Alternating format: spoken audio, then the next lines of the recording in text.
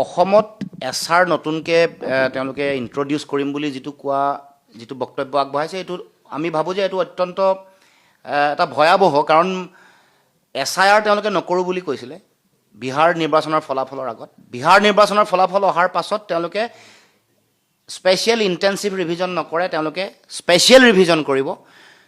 এই কথাটো আচলতে আমি ধৰিব পৰা নাই, কাৰণ সমগ্ৰ দেশত SIRক লৈ বিৰোধ চলি আছে। বিহাৰৰ নিৰ্বাচনত প্ৰভাৱ সম্পৰ্কতো বিভিন্ন ধৰণৰ পৰ্যালোচনা চলিছে আৰু সন্দেহৰ আঙুলি ইতিমধ্যে মানুহৰ মাজলৈ আহিছে। ইয়াত যোৱাকালি এটা অতি উদ্বেগজনক আৰু এটা ভয়াৱহ কথা কৈছে। সেই কথাটো হ'ল যে বেলেগ এখন ৰাজ্যৰ পৰা নামেই উল্লেখ কৰিছে, উত্তৰ প্ৰদেশৰ পৰা অসমলৈ আহি দুদিন আগতে আহিও তেওঁৰ নাম অসমৰ ভোটাৰ তালিকাত সন্নিৱিষ্ট কৰিব পাৰিব, ভোটদান কৰিব পাৰিব। কৰ্মসূত্ৰে আহিলে তেওঁলোকে ইয়াত দুদিন আগতে আবেদন কৰি তেওঁলোকে ভোটদান কৰিব পাৰিব। তাৰ কাৰণে তেওঁলোকে যি ঠাইত তেওঁলোকৰ ভোটাধিকাৰ আছিল, উত্তৰ প্ৰদেশ বা বিহাৰ, তাত তেওঁলোকৰ নাম কৰ্তন কৰিবৰ কাৰণে আবেদন কৰি আহিলেই সেই কৰ্তনৰ আবেদন পত্ৰৰ যিটো প্ৰমাণ সেইটো অসমত দাখিল কৰিব পাৰিলে ইয়াত ভোটাধিকাৰৰ সুযোগ পাব বা ভোটদানৰ তেওঁলোকে সুযোগ পাব।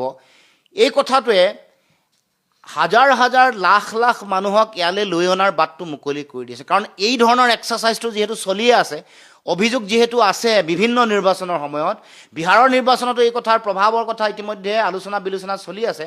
গতিকে অসমতো ইয়াৰ যিটো ভয়াৱহতা, SR অসমত ইয়াত যেতিয়াই প্ৰয়োগ কৰিব তাৰ ভয়াৱহ প্ৰভাৱ পৰিব পাৰে। কাৰণ সেই ক্ষেত্ৰত বিজেপি দলটোৱে ইয়াৰ সুযোগ ল'ব পাৰিব, কাৰণ তেওঁলোকে এই কামটো ভোটাৰ মেনিপুলেশ্যনৰ কথাটো বহুদিনৰ পৰা চলি আছে। সেই কামটো কৰি তেওঁলোকে বাহিৰৰ পৰা মানুহ আনি ভোটাধিকাৰী তেওঁলোকক প্ৰয়োজন সাপেক্ষে অনা নিয়াৰ ব্যৱস্থা কৰিও তেওঁলোকে আহিবলৈ ভাড়া দি, যাবলৈ ব্যৱস্থা কৰি দি ৰাখি তেওঁলোকে ভোটদান কৰাব পাৰিব বা তেওঁলোকে সেই ব্যক্তিসকলক ভোটাৰ তালিকাত নাম সন্নিৱিষ্ট কৰিব পাৰিব। গতিকে এই সুযোগটো আছে।